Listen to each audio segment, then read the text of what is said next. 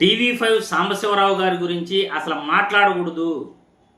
ఇతను జర్నలిస్ట్ కానే కాదు, జర్నలిస్ట్ ముసుగులో టీడీపీ కార్యకర్తలాగా ప్రవర్తిస్తున్నాడు అని చాలాసార్లు అనిపిస్తుంది. కానీ ఖచ్చితంగా మాట్లాడాలి. ఎందుకంటే వీళ్ళు చేసే దుష్ప్రచారాన్ని మనం గాన తిప్పికొట్టకపోతే అదే నిజం అనుకుంటారు.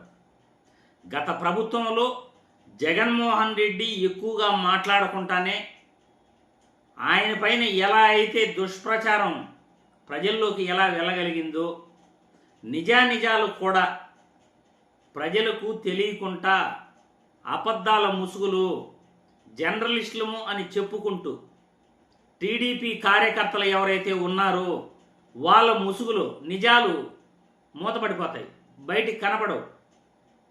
ఎందుకంటే టీవీ5 సాంబశివరావు ఏం మాట్లాడుతున్నాడు, నిజాన్ని అబద్ధంగా ఎలా ప్రజలను నమ్మించే ప్రయత్నం చేస్తున్నాడు అనేది ఈ వీడియో ద్వారా చూపించే ప్రయత్నం చేస్తాను. ఖచ్చితంగా మన గొంతు ప్రజల్లోకి వెళ్ళాలంటే మీరు వీడియోని చూడాలి, వీడియో చూసి లైక్ చేయాలి, లైక్ కొట్టి మీ స్నేహితులకి షేర్ చేయాలి. లైక్లు ఎక్కువ కనబడితే అప్పుడు వీడియోని ఎక్కువ మంది చూడగలుగుతారు.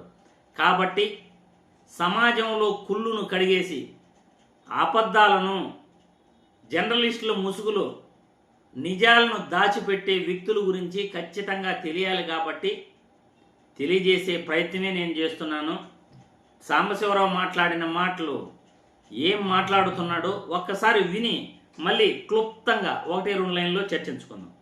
కానీ రాజకీయాల్లో పవన్ కళ్యాణ్ గారు లాంటి ఉత్తమను కూడా మనం పోగొట్టుకుందామా? సుగాలి ప్రీతి వినే ఉంటారు కదా. పవన్ కళ్యాణ్ గారు ఆదుకున్న కుటుంబం, ఆయన పట్టించుకున్నారు కాబట్టి వారికి న్యాయం జరిగింది. జగన్మోహన్ రెడ్డి గారి భారతీయ సిమెంట్స్ లాభాల్లోంచి డబ్బులు ఇవ్వాల, సాక్షి పేపర్లోంచి ఇవ్వాల, వారు సంపాదించిన డబ్బులోంచి ఇవ్వాల.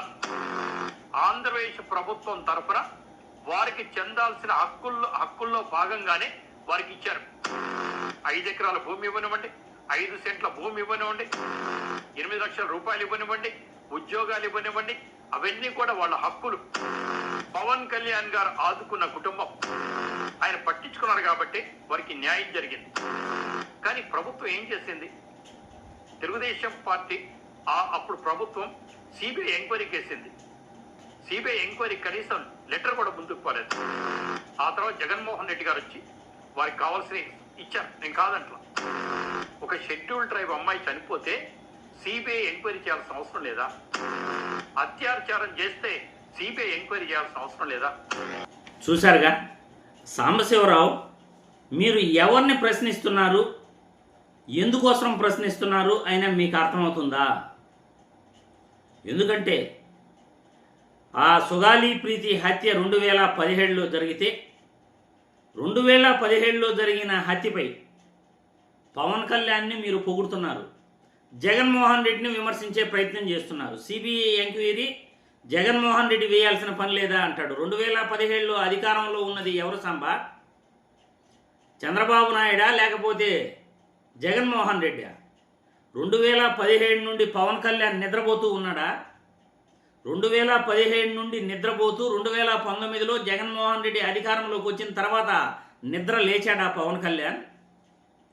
జగన్మోహన్ రెడ్డి సుగాలి ప్రీతికి వాళ్ళ తల్లిదండ్రులకి 5 ఎకరాల భూమి, ఉండడానికి 5 సెంట్లు ఇంటి స్థలము, 8 లక్షల రూపాయలు వాళ్ళకి పరిహారం, ఇవన్నీ కూడా ఇచ్చి వాళ్ళని ఆదుకుని సిబిఐ ఎంక్వైరీకి ఆయన లెటర్ రాయటం జరిగింది కేంద్రానికి.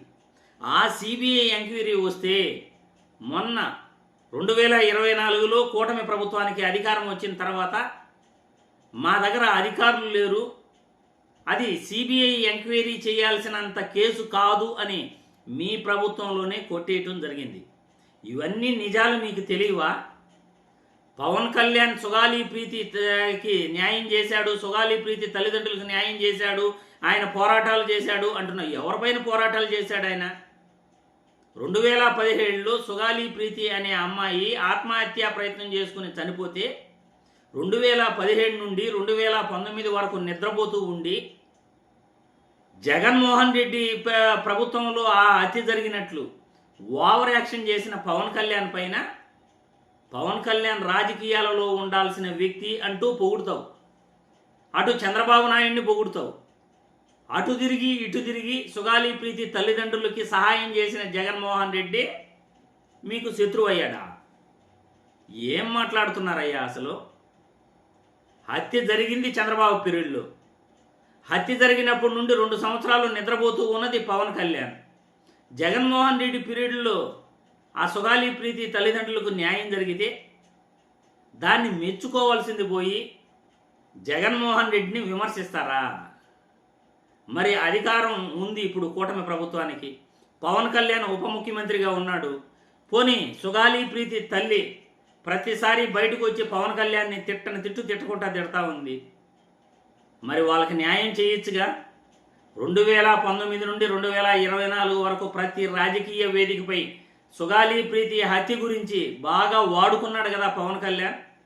మళ్ళీ అధికారంలోకి వచ్చిన తర్వాత సుగాలి ప్రీతి తల్లిదండ్రులకు ఎందుకు న్యాయం చేయలేకపోతున్నాడు? ఏం మాట్లాడుతున్నావు సాంబా? టీడీపీ కార్యకర్తలాగా మాట్లాడటం ఆపేసి ఒక జర్నలిస్ట్ లాగా నిజాలు మాట్లాడటం తెలుసుకో. ప్రజల కోసం జర్నలిస్టులు పనిచేయాలి. ప్రజల సంక్షేమం కోసం రాజకీయ విశ్లేషకులు మాట్లాడాలి. అంతేగాని రాజకీయ నాయకులను వెంటేసుకుని మనం రాజకీయ నాయకుల కోసం మాట్లాడకూడదు. అది గుర్తుపెట్టుకోవాలి సాంబశివరావు. మీరు ప్రజలు మీ అభిప్రాయాలను కామెంట్ల రూపంలో తెలియజేయాలని వీడియో ద్వారా కోరుతున్నాను.